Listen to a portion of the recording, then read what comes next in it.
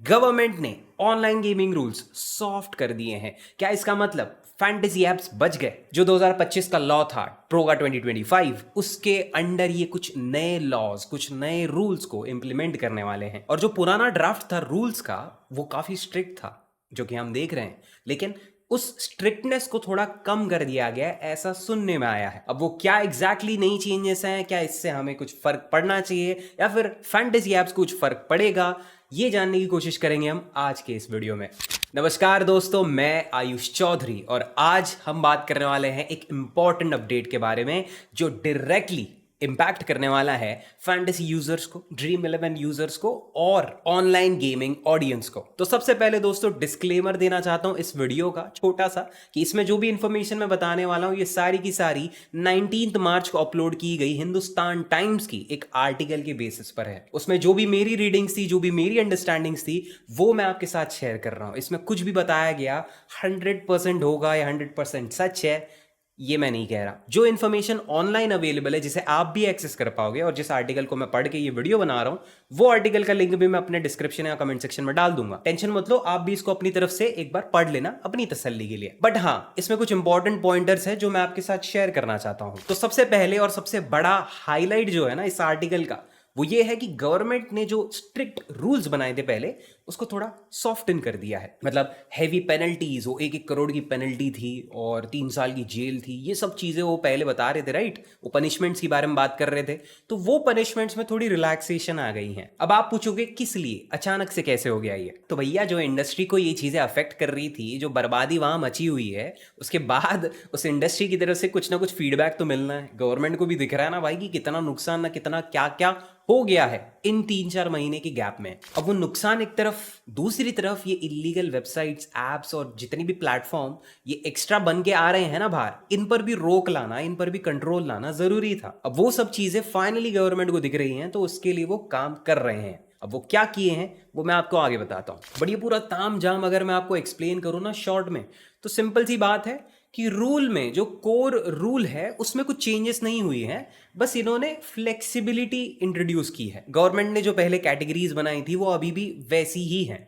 E sports allowed, उसको तो promote भी कर रहे हैं ये लोग। सोशल और फ्री गेम्स जो हैं ये भी अलाउड है। लेकिन रियल मनी गेम्स, इन पर अभी भी बैन है। इस पर किसी भी प्रकार का बैन उठ गया है ऐसा कुछ बात तो था नहीं उस आर्टिकल में। तो जितना ये रियल मनी गेम्स और फैंटेसी गेम्स की नाव पानी में डूब चुकी थी ना, वो वहीं पर ही है, उसको निकाला नहीं जा रहा। और उस रियल मनी गेमिंग की कैटेगरी में आपको मैं बताना चाहता हूँ, ऑब्वियसली फैंटेसी गेम्स तो आती ही हैं, लेकिन उसी के साथ साथ पोकर भी है, रमी भी है, और वो सारी गेम्स जहां पर आप पैसे लगाते हो और इन रिटर्न आप पैसे एक्सपेक्ट करते हो, वो प्रकार की गेम्स उस कैटेगरी में आती हैं, और वो ही कैटेगरी बैंड है। अब इससे इंडस्ट्री पर काफी फर्क पड़ा है, और इनसाइड न्यूज से हमको ये भी जानने को मिला है कि बहुत सारे एप्स अपने आप को ट्रांजिशन कर रहे हैं। जैसे ड्रीम 11 ने खुद को ट्रांजिशन किया था, पेड कॉन्टेस्ट से लेकर वो फ्री कॉन्टेस्ट में आ गए। माई 11 सर्कल वालों ने भी वही चीज की। बड़े बड़े ऐप्स जो आज की डेट में लीगल हैं, प्ले स्टोर पर अवेलेबल है।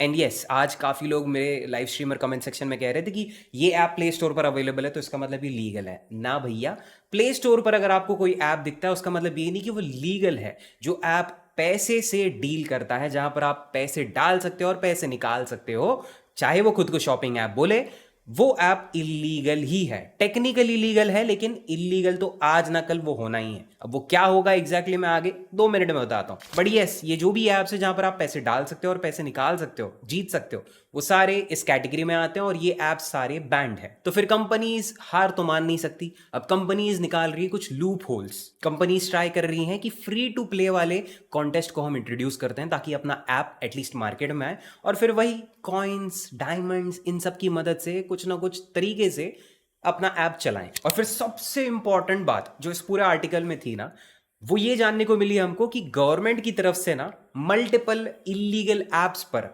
क्रैकडाउन होना शुरू हो चुका है। गवर्नमेंट उन सारे ऐप्स को ट्रैक कर रही है, वो सारे ऐप्स को पकड़ रही है, उनको बेसिकली शट डाउन कर रही है। अब पकड़े जा रहे हैं ये लोग, एंड विच इज गुड, होना चाहिए ऐसे। तो जितने भी आपके यार दोस्त इन ऐप्स पर खेल रहे ना, आज नहीं तो कल वो ऐप भी पकड़ा जाएगा, और वो जब ऐप पकड़ा जाएगा वो रातों रात शट डाउन होगा, जिसके बारे में आपको नोटिफिकेशन नहीं आएगा। क्योंकि गवर्नमेंट ने जिन ऐप्स को बंद किया ना, उसकी कोई लिस्ट तो अपलोड नहीं की है, उनके नाम नहीं बताए इन्होंने, डिस्क्लोज नहीं किया।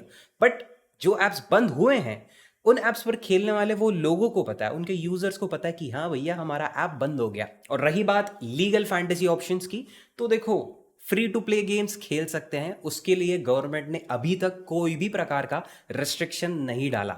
नए ड्राफ्ट रूल्स में भी उसमें कुछ भी ऐसा नहीं बताया गया कि नहीं भैया ये गलत है, नहीं फ्री कॉन्टेस्ट में भी ड्रीम इलेवन पे लोग 10-10 रुपए जीत रहे हैं तो वो गलत बात है। नहीं, फ्री टू प्ले है, एड रेवेन्यू से वो पैसे बांट रहे हैं, तो इसमें कोई गलत बात नहीं है, वो बिल्कुल इलीगल नहीं है। तो इसका मतलब क्या, आपका जो भी फेवरेट फैंटेसी ऐप है ना, जो इंडिया में लीगल रहना चाहता है और लीगली ऑपरेट करना चाहता है, तो उन्हें पिवट करना पड़ेगा, उन्हें ट्रांजिशन करना पड़ेगा फ्री टू प्ले मॉडल पे। और फ्री टू प्ले मॉडल में भी वो अगर ट्रांजिशन कर जाते हैं तो वहां पर वो कुछ जेम्स, कुछ डायमंड्स, कुछ कॉइन्स की मदद से ऐसे कुछ कॉन्टेस्ट ला सकते हैं। फिर वो कॉइन्स के बदले आपको कुछ रिवॉर्ड्स मिल सकते हैं, रियल कैश वाले, या फिर आपको वाउचर्स मिल सकते हैं। बेसिकली वहां पर आपका पैसे का थोड़ा बहुत फायदा हो सकता है। और ये चीज कुछ एप्स ऑलरेडी कर रहे हैं, क्या पता इस पर भी कुछ गवर्नमेंट रोक लाए, बट वो जब होगा वो आगे होगा। जो ये नया ड्राफ्ट रूल आया है जिसमें वो सॉफ्ट कर रहे हैं चीजों को, इसको भी इंप्लीमेंट होने को टाइम है। अगली तारीख चाहे 15 हो, 16 हो, 17 हो, कुछ फर्क नहीं पड़ता, तारीख से कुछ फर्क नहीं पड़ता। इंप्लीमेंटेशन होगा, रूल्स चेंज होंगे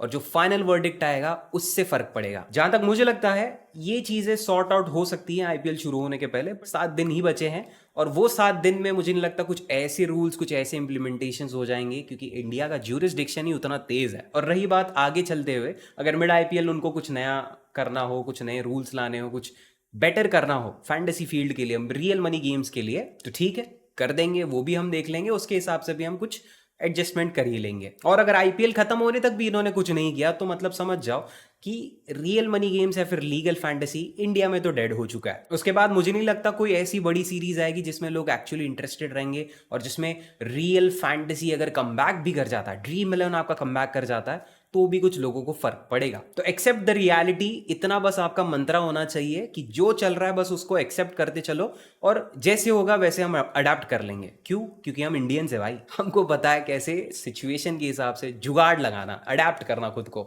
एंड दैट्स इट दोस्तों, इस आर्टिकल में ज्यादा कुछ था नहीं, छोटे मोटे पॉइंटर्स थे जो कि मैंने आपको समझा दिए जितनी आसान भाषा हो सकती थी उसमें। और ये जो भी बातें हैं, जो भी पॉइंटर्स हैं, इस पर वो कितना खड़े उतरते हैं, चाहे वो गवर्नमेंट हो, चाहे वो लॉ हो, जो भी हो, वो तो आगे ही पता चलेगा। फिलहाल इस वीडियो के लिए तो मेरी तरफ से इतना ही था। वीडियो पसंद आया हो तो प्लीज लाइक करो और शेयर करो अपने उन दोस्तों के साथ जो अभी भी ड्रीम इलेवन के कमबैक के लिए रो रहे हैं। And that's it from me. Thank you so much दोस्तों for watching till the end and I will see you in the next one. Bye bye and take care. चलो।